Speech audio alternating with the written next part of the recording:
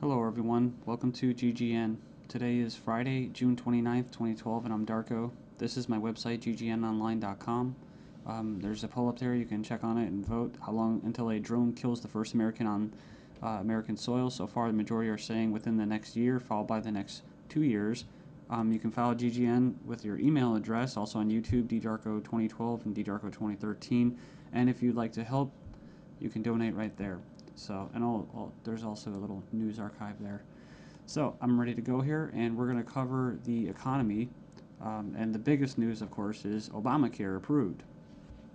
It was kind of shelved for a while there, and now it's back from the dead. So, and a little bit of eugenics, because you have financial warfare, and then you have social warfare, you have eugenics, and it kind of all just is immersed, right, in the same global agenda.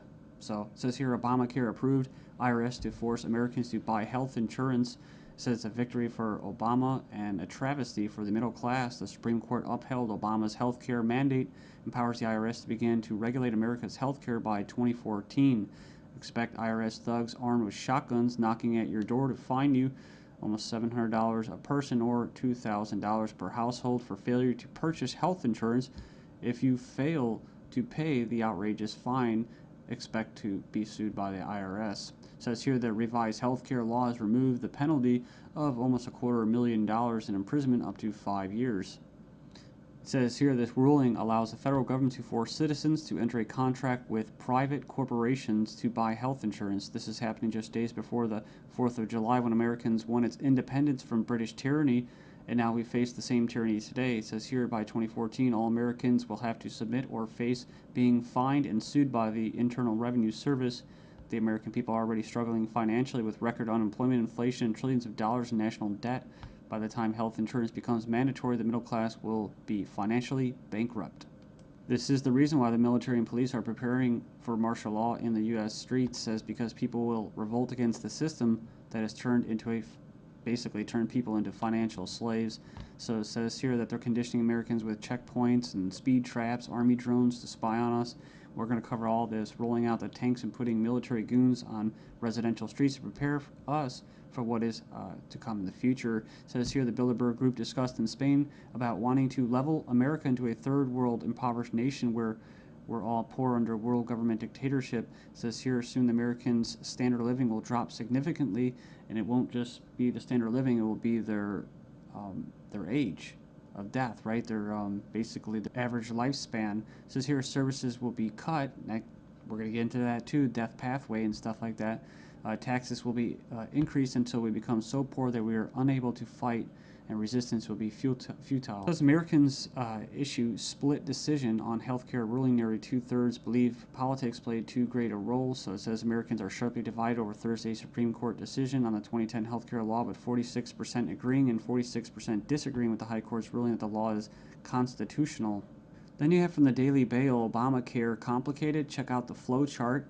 And yeah, there's our buddy, the IRS, right there. But it's just a god-awful mess. And you have Secretary of Health and Human Services in the middle.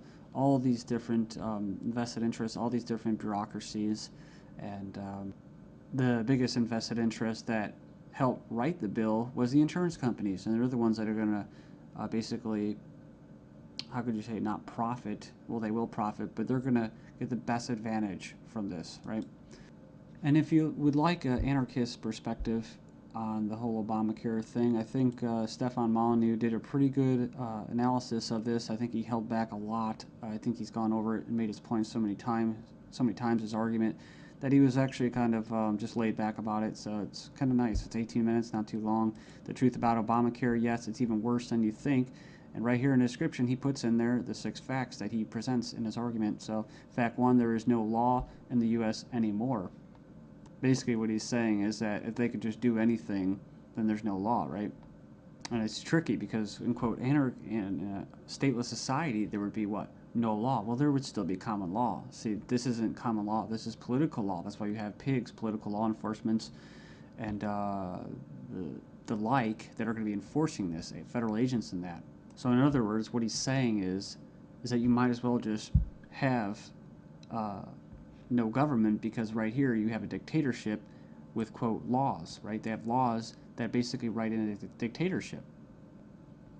So we have here Obamacare is an admission that all previous government health care programs have failed. So, and this is true. I remember the recording, about Nixon and stuff like that, getting people on Medicaid. It doesn't really matter whether it's good or not. And in fact, costs have already doubled from initial estimates, and that's usually how it works. As soon as this gets closer to fruition, oh yeah, some hidden costs. Sorry, guys. Fact 4, 70% plus of healthcare issues result from individual choice.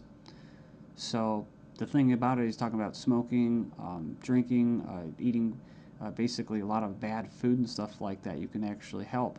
But a lot of these people that are going to, quote, benefit from this are not going to be doing anything to help their own health, right? So it says here the inability to discriminate on pre-existing conditions is an essential driver of healthcare cost. So I think what he's saying there is it's not very free market. It says here that the fines for non-compliance are destined to rise enormously. We have 15 reasons why the Obamacare decision is a mind-blowing disaster for America. It was actually, it says here it was voted 5-4 decision to uphold the vote. And it says here, the bill, it says here the swing vote was Chief Justice John Roberts, who was appointed by George Bush, W. Bush. And not that you'd have any confidence in the judicial system as it stands, just based off past history and their track record. It says here, after the vote today, it is hard to have any faith in the U.S. Supreme Court. I guess they're saying because he was quote conservative. According to the Supreme Court, the federal government has the power to force you to buy private goods and services. And it goes on and says here that it's another step away from individual liberty, another step towards a nanny state. I hate that word. But it says here IRS is now going to be given the task of hunting down and penalizing Americans. And it says here, in fact, the Obama administration has given the IRS $500 million extra outside the normal appropriation process to help them enforce the provisions of Obamacare they're in charge of overseeing. It imposes more than 20 new taxes on the American people. And you can click the link there. If you click the title of this article, you can find it and check it out. So it says here, number 5, an attempt to control costs and promote efficiency. Obamacare limits the treatment options that doctors and patients can consider. In other words, the death pathway, right? The British system, this is likely to result in a decrease in life expectancy. That's what I was talking about in the United States in the beginning of this video. So yeah, it's going to send health insurance premiums soaring, especially for younger Americans. And, it's going to crush small businesses, as they say. And number 9, Obamacare is going to make the emerging doctor shortage in America a lot worse. So hundreds of thousands of doctors are leaving the medical profession because of this. It says here it's already forced the cancellation of dozens of doctor-owned hospitals. And it says here that the following is one example from the Alliance Defense Fund. It's an insidious little provision. It says here, did you know that this bill, you'll have to pay for life-saving drugs, but life drugs are free. So 100% free. If this plan were really about health care, it wouldn't be about, it would be the other way around. So yeah, it's like robbing from the future to pay for the living. So and it just turns into a god-awful mess. It's not even just politics, it's generational. 13 reasons why the revolution might start with Obamacare. Go in there and check that out. I'll just name a few and you can hopefully go in there and check it out. It says here that's a direct tax which is unconstitutional under Article 1, Section 9. And you can go in there and read that. It says here it violates states' rights since federal government does not have the constitutional authority to take over healthcare as stated in the 10th Amendment outlined in the Bill of Rights. This mandate is involuntary servitude or slavery to big banks and insurance industries, neither slavery nor involuntary servitude except as punishment for a crime whereof the party shall be duly convicted. Basically, the 13th Amendment. So yeah, that's the federal government's 4th of July Independence Day present to Americans. It's pretty crazy. I mean, you think the timing of this was just happenstance? I bet it isn't. Let's just show you. Just give you a big middle finger right in front of your face.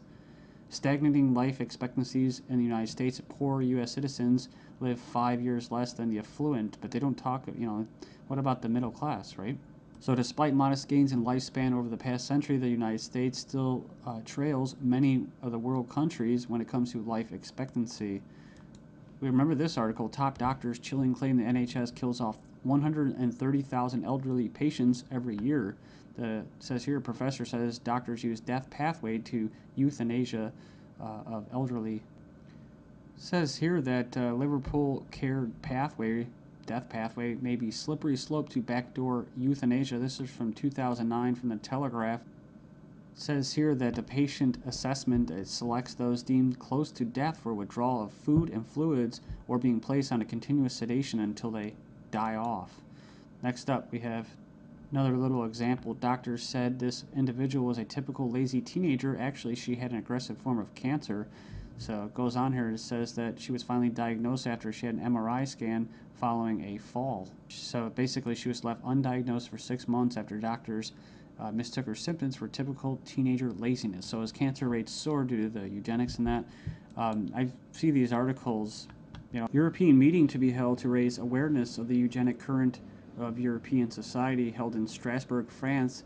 It's hosted by the Parliamentary Assembly of the Council of Europe, or PACE, this week to address the alleged eugenic current of European society and eugenics and human rights issues of prenatal screening. It says here, currently the highest court in Europe is considering a complaint from a woman who claims that she was not given a prenatal screening which would have revealed her daughter's Down syndrome and thus allow her to choose to abort her child. They didn't go into this, which is what? Scottish toddlers to be tested to see if they will grow up to be drug addicts or criminals.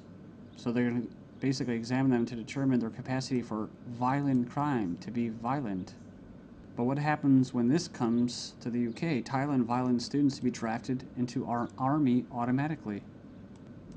And another possibility is this. Desperate Europeans try to sell kidneys and lungs being offered for as much as $250,000 as Europeans are grappling with the economic misery. Illegal organ sales are on the rise with desperate sellers willing to basically part with their kidneys, corneas, bone marrow, and even lungs to put food on the table. It says here, organized criminal groups are preying upon the vulnerable on both sides of the supply chain. So they're not just talking about Israel, they're talking about internet ads spotted across Italy, Spain, Greece, Russia. And, people leave comments about euthanasia. I don't, it's like I don't have a moral issue with somebody carrying out euthanasia as long as there's some kind of consent there. The only issue I have for it, or with it, and that's why I bring it up, is when it's in the government's hands, where we have a government legislating morality. They can't do that, like the death penalty. So I don't support the death penalty. With euthanasia, if you're declared a violent or criminal or deviant or drug, going to be a drug dealer, well, then they go ahead and euthanize you, and then they can sell your body parts. And that's probably already going on in Asia and parts of the world. But what happens when people want to sell their entire bodies? Right, a one-time donation, or they could just sell their entire body and have it just basically, as they say, cannibalized for different parts. I mean, it sounds nice on the surface to help out your family and stuff like that, but that's talk about preying on the vulnerable, man. Then we have this guy, Jim Rogers, saying that financial Armageddon will happen despite the EU deal. Says the solution to too much debt is not more debt. 2 suicides in 2 days. Greece sees social backlash of crisis. I guess basically they leapt to their death. One of them was a 70-year-old man who jumped from his flat after a court clerk stopped by to issue him an eviction notice on Friday. 17 reason to be extremely concerned about the second half of 2012. Look at this. The IMF research paper showed banking crisis is far more likely to start in September than any other month.